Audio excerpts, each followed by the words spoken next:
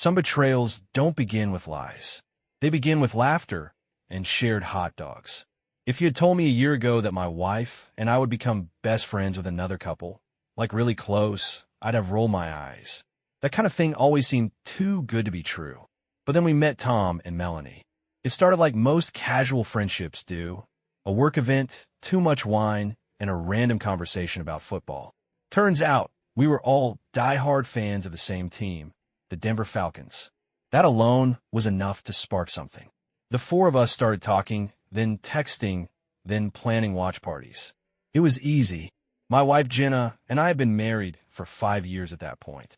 Things were steady, familiar. We had our routines. Early runs on Saturdays, brunch at the same cafe, game nights on the couch with way too much takeout. No kids yet, just a dog named Murphy who thought he was one. Jenna worked in design, ran her own freelance thing from home. I managed a logistics team at a regional warehouse. Our lives weren't flashy, but they were good, comfortable. Meeting Tom and Melanie felt like adding spice to something that was starting to go a little bland. Tom was the loud one, ex-frat guy energy, always with a beer in hand and a bad joke ready. Melanie was more reserved, but wickedly smart and sarcastic. Together, they had this weird chemistry that just worked. They'd been together 7 years, and while they weren't married, they acted like it. Finishing each other's sentences, arguing over Spotify playlists, all that. We started seeing them almost every weekend. Football Sundays became sacred. We rotated houses, 1 week ours, 1 week theirs. Jerseys, beer towers, wings. Murphy even got his own team bandana. We laughed, screamed at refs, created ridiculous traditions. One of them was the snack bet. Whoever's team fumbled had to do the next food run. It was stupid fun. I remember thinking, this is what adulthood's supposed to look like. Friends, love, loyalty, shared experiences. Some weekends, we'd even hit live games together. Drive up to the stadium, tailgate for hours, and sit shoulder to shoulder in the cold, shouting ourselves hoarse. I'd be next to Melanie, Jenna beside Tom, and it never felt weird. Not at first. It just felt right. One night, after a Falcons overtime win, we all ended up at a late-night diner. Jenna and Melanie were on one side of the booth, Tom and I on the other. We were arguing about whether the coach should have gone for the 2-point conversion, and Jenna leaned across and playfully smacked Tom's arm. "You just like yelling go for 2 because it sounds aggressive," she teased. He laughed, nudged her back. "You love it when I yell aggressive things." Melanie rolled her eyes. "Oh my God, get a room." Everyone laughed, even me. But looking back, that moment lingers. It was nothing, and yet something. A few weeks later, Jenna came home with a little football-themed gift basket Tom and Melanie had left on our porch, snacks, team socks, and a card that said, "For our favorite double-day partners. Let's go Falcons." I smiled. Jenna did too, but something in her eyes lingered on the handwriting longer than I expected. Still, I ignored it, because everything looked good, felt good. There were no fights, no weird tension, just beers, buffalo wings, and high fives. If anything, I felt grateful that we had this, that we were part of something real. But I guess some cracks don't make noise when they start forming.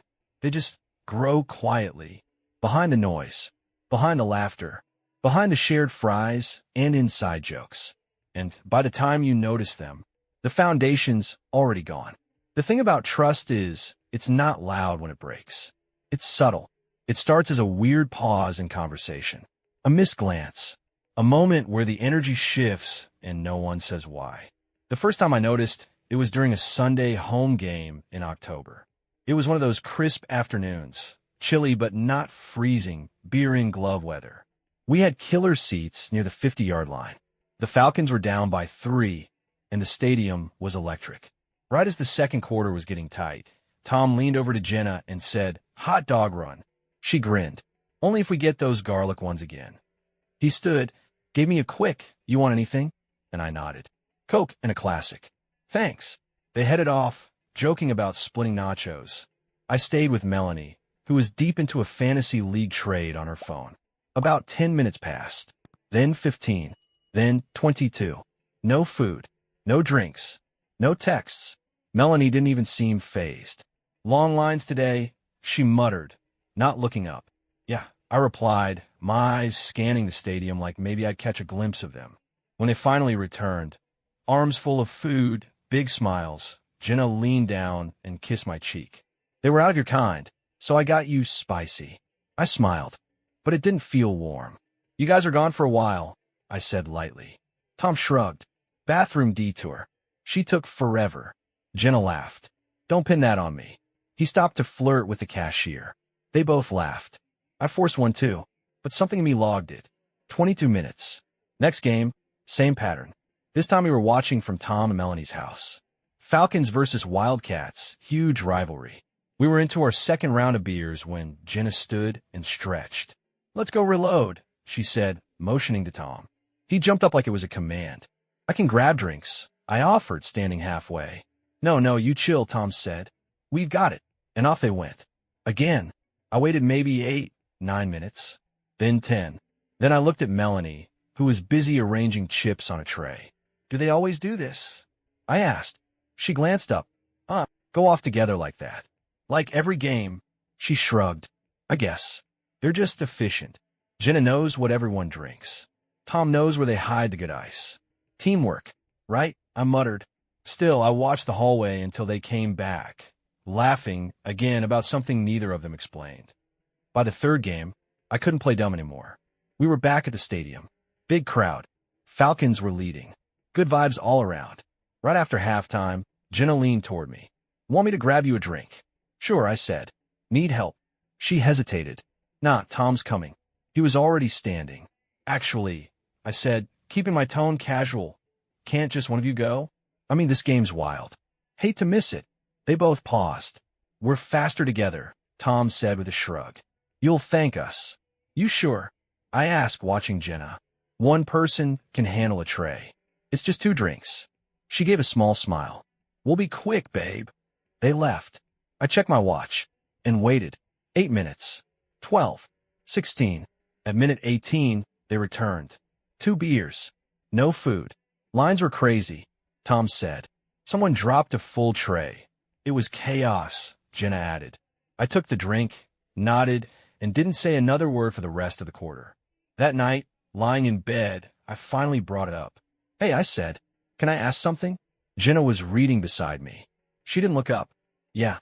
You and Tom. Why do you always go off together for drinks and food?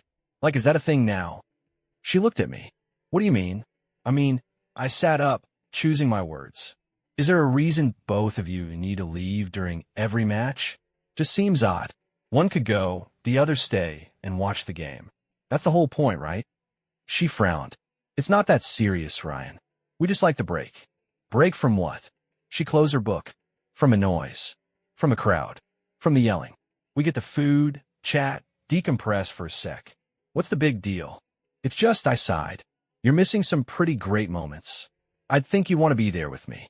Her eyes softened for a second, then hardened again. You think something's going on? I didn't say that. You didn't have to, she said, getting out of bed. Wow. Jenna, come on. I just asked a question. No. You planted a seed, she said, grabbing her phone. One I didn't deserve. And with that, she walked out of the room. I sat there alone, and for the first time in 5 years, I didn't go after her.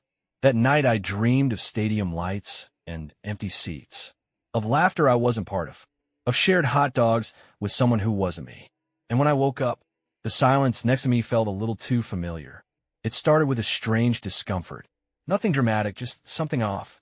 At first I blamed the gym, maybe bad laundry habits, or stress, or that takeout I probably shouldn't have eaten. But when it didn't go away after a few days, I booked a doctor's appointment, just to be safe. I didn't tell Jenna. Didn't want to worry her over something small. Turned out it wasn't small.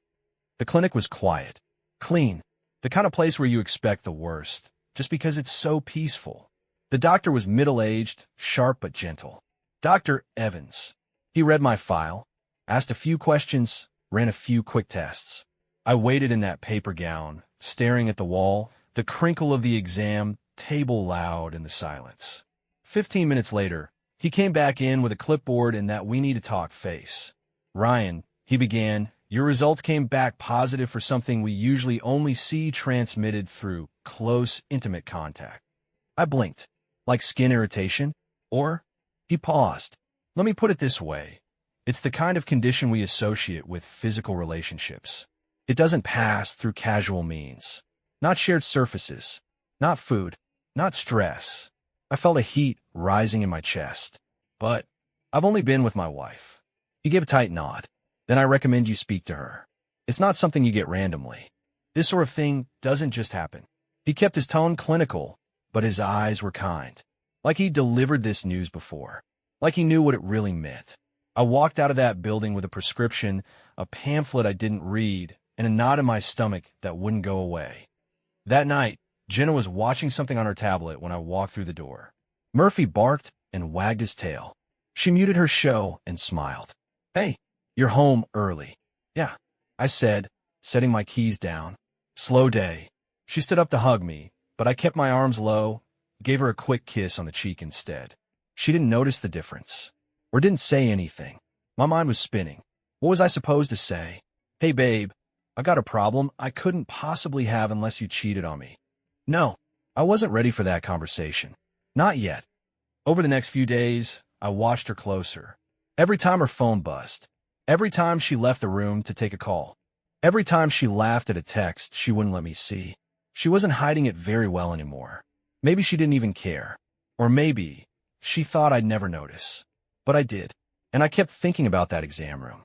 That awkward pause in Dr. Evans' voice. The way he handed me the truth like a loaded weapon. You should speak to your partner. Yeah, I should. But instead, I smiled through it.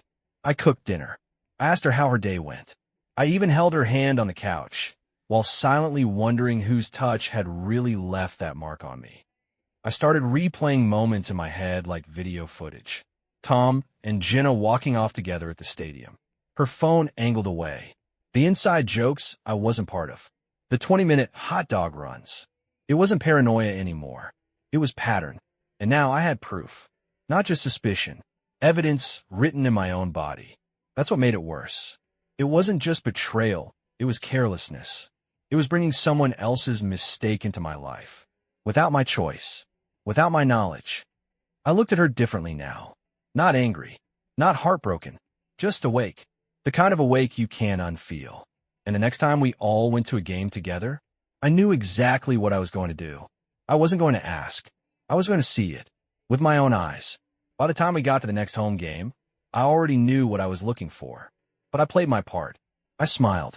I joked. I wore the jersey Jenna bought me last Christmas and brought beer for everyone. Tom greeted me with his usual slap on the back like we were still brothers in arms. Melanie kissed me on the cheek and handed me one of her famous brownies. The perfect football Sunday. To anyone watching, we were just four friends having the time of our lives. But I knew better. The seats were decent. Upper midsection, close to the aisle.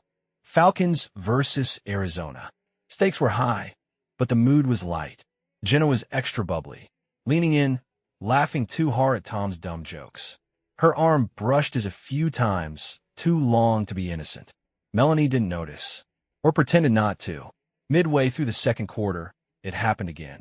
Drinks, Tom said, standing up. Jenna followed. I could use something cold. I waited a beat, then stood too. I'll come with you. They both froze, just a second. Then Jenna forced a smile. It's okay, babe. We've got it. Yeah, Tom added quickly. Lines will move faster with just two. I looked at him for a long second, then sat back down. You're right, I said. Wouldn't want to slow you down.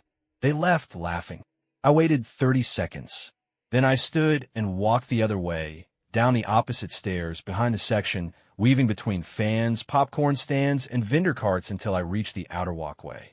From there, I circled behind the food court, past Section D, around to the quieter hall that curved near the side exits.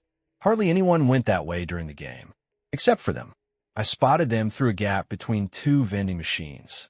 They were tucked back in a recessed area behind the old souvenir booth, closed for renovation, a perfect little blind spot. Jenna's back was against the wall. Tom was leaning in, close. Too close. They weren't kissing. Not at that moment. But they might as well have been. His hand was against the wall beside her head. She was smiling. And I stood there still. Hidden. Frozen. Feeling like I just stepped outside my own life. I didn't take a picture. Didn't record anything. Didn't need to. What I saw wasn't something I needed proof of. It was already in my bloodstream. A quiet sickness I'd been carrying since the doctor handed me that pamphlet. They weren't even checking to see if anyone was around. They were comfortable, rehearsed. This wasn't new. This had been going on for a while. I turned and walked away before they saw me. Back to my seat. Back to Melanie. She offered me a chip. Where'd you go? Bathroom line, I said. Long. She nodded, eyes on the field. Falcons are killing it. Yeah, I muttered. Killing something. I sat there through the third quarter and didn't say a word. When Jenna and Tom came back, I looked at them like they were strangers. Because that's exactly what they were now. Jenna handed me a drink. Coke, right? Perfect, I said with a smile. She leaned in. Everything okay? Yeah, I said. Actually, I was thinking, after the game, let's grab a bite. Tom perked up. Ooh, I could crush a pizza. Exactly what I was thinking, I said, my voice smooth. The four of us. One last little hangout before the weekend ends. Melanie smiled. I'm in. Jenna hesitated, then nodded. Sure, she said softly. And just like that, the trap was set. The pizza place was small and loud, the kind of spot with red vinyl booths, sticky menus, and old team flags pinned to the ceiling. Local favorite. No reservations needed. No privacy either. Perfect. We grabbed a booth in the back, all four of us sliding in like nothing had changed. Jenna sat beside me. Tom across. Melanie next to him, already scanning the menu like this was just another post-game Sunday. I looked at each of them. My hands were steady, my voice calm, but inside, it felt like I was holding a live wire. The waitress came by, took our order, 2 large pizzas, drinks all around. When she left, the small talk began. Tom, still buzzing from the game, leaned back and laughed. Man, that interception, thing of beauty. Defense finally stepped up, Jenna added. I nodded, smiling politely. Melanie reached across for a breadstick. We needed that win. I swear the Falcons were cursed the last 3 games. Maybe the curse is broken, I said quietly. They all looked at me. I leaned forward, elbows on the table, folding my hands. I actually wanted to say something. Jenna's smile faltered. Nothing dramatic, I added. Just something I think you all deserve to know. Tom raised an eyebrow. Everything all right, man? I looked directly at Jenna. A few weeks ago, I went to the doctor. Nothing major. Just something fell off. She shifted in her seat. You didn't tell me. I didn't want to make a big deal out of it. Thought it might pass. Everyone was quiet now. But it didn't, I continued. So they ran tests. Turns out I picked up something. Not dangerous, but definitely unexpected. Melanie frowned. What kind of something? I met her eyes. The kind that doesn't come from stress. Or food. Or poor hygiene. Tom leaned forward. You okay? I'm fine, I said. Physically. Then I turned to Jenna again. But the thing is, I haven't been with anyone but my wife. Ever. So you can probably understand why that diagnosis was confusing. She stared at me, frozen. I continued, voice level. And then I started thinking about all those 20-minute hot dog runs, the shared drinks, the private jokes, the sudden need to always leave together. Tom blinked. Dude, no. Let him talk, Melanie said sharply. Ich glänzte her. Melanie, I think you should get checked too. The silence hit like a punch. Jenna's lips parted, but no sound came out. Melanie turned to Tom. What's he talking about? Tom put up his hands. I don't know what. Don't, I said. Please, don't insult us more than you already have. Melanie looked between them. Her eyes were wild now. Tom, look me in the face. Right now. He hesitated. Just long enough. And that was all she needed. Her voice dropped. How long? Mel. How long, Tom? He swallowed. It wasn't serious. Wrong answer. Melanie stood up, pushing the table slightly. So it happened. Jenna finally spoke. Mel, I'm. Don't, she snapped. Don't you dare. People were watching now. A waitress paused halfway to the kitchen. Jenna looked down. Tom rubbed his face with both hands. I stayed seated. Calm. I'm not here to yell, I said softly. I'm not here to shame anyone. I just wanted the truth in the open. Melanie shook her head. You should have told me. I wasn't sure until I saw it, I said. Tom looked up. You saw. Section D, I said. Behind the vending machines. Jenna covered her mouth. I turned to Melanie again. And there's more. Apparently, Tom's history isn't recent. Office girl. Someone from the gym. Jenna knew. Melanie just stared at Tom. No te. No te has. Just that quiet, hollow look you give someone when the bottom falls out and you realize you never knew them at all. She grabbed her bag. I'm done, she said. Tom reached for her wrist. Mel, please. She pulled back. Don't touch me. Then, to Jenna, and you. You smiled in my face.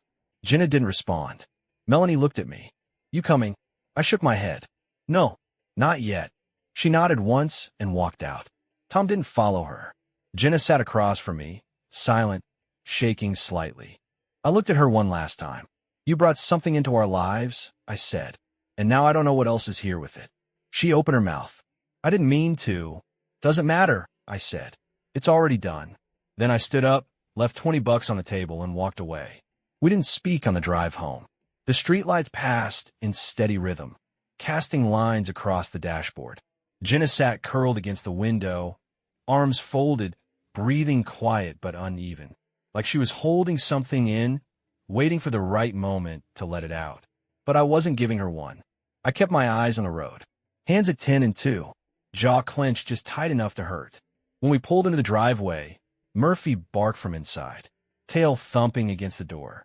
Home, familiar, and completely unrecognizable. I killed the engine and stepped out without a word. Jenna followed a moment later. Inside, she hovered near the kitchen while I poured a glass of water. Same kitchen, same countertop, same glass she used every morning.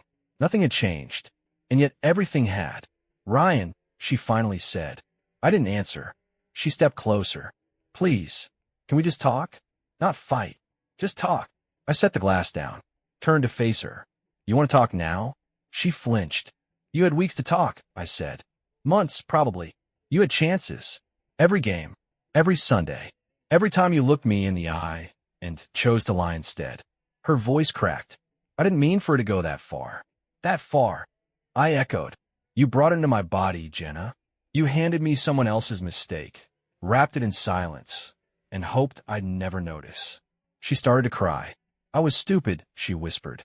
I was lost. I felt invisible, and Tom, I don't know.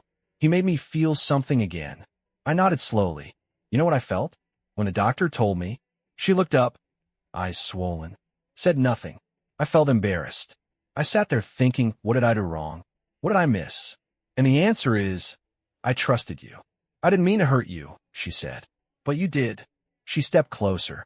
I want to fix this. There's no this to fix. Her breath caught. What does that mean? It means I want you to pack your things. The silence after that was immediate. Heavy. She stared at me like I'd slapped her. Wait, you're serious? I'm tired, Jenna. Tired of pretending we can patch something you set on fire. I can sleep in a guest room, she said quickly. Just give me a few days. One night, I said. After that, I need space. Real space. I can't think with you here. Tears streamed freely now. I made a mistake, she said. A horrible, disgusting mistake. But we had a life. A real one. You're just walking away from all of it. I'm not walking away from anything, I said. You left a long time ago. I'm just finally catching up. She dropped onto the bar stool, burying her face in her hands. I didn't go to her. I didn't comfort her. Because somewhere between the stadium and the truth, something inside me had shifted. I didn't want an explanation anymore. I wanted peace. That night, I lay on my side of the bed, staring at the ceiling. I could hear her in the guest room, the soft thud of her suitcase, the quiet creak of a closing drawer. But I didn't get up, didn't knock, didn't say goodnight. Just closed my eyes and let the silence be the final answer. She left on a Thursday morning. No bags packed in a rush. No slammed doors. Just one suitcase, one duffel, and a folded sweatshirt in her arms. Jenna paused at the door, eyes glassy but dry. She didn't try to hug me. Didn't ask for another conversation. Can I leave Murphy's food in the usual place? She asked. I nodded. That's fine. She gave a sad smile. He always loved you more anyway. I didn't answer. She lingered for a second longer. A minute when I said I was sorry. I know, I said. And that was it. The door clicked shut behind her, and the house exhaled. The first thing I did was change the sheets. Not out of spite, just necessity, like wiping down a chalkboard before starting a new equation. I opened the windows, let fresh air move through the rooms. Threw out the wine glasses we never used. Donated the throw pillows she picked. Cleaned the junk drawer. Little things, but it felt good. Real. Mine. A week later, Melanie texted, "Want to get coffee? No drama. Just caffeine." We met at the same cafe as before.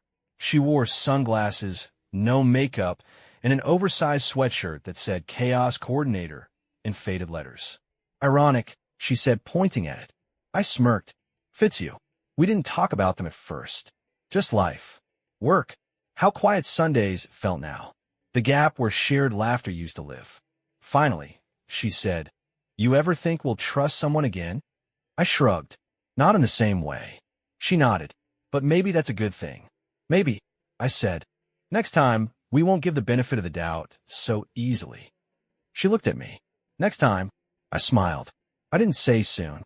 Just someday. She laughed. "Well, if you ever want to form a betrayal recovery club, I make decent brownies. And I bring the sarcasm." Deal. We toasted with paper cups. Not lovers. Not broken people.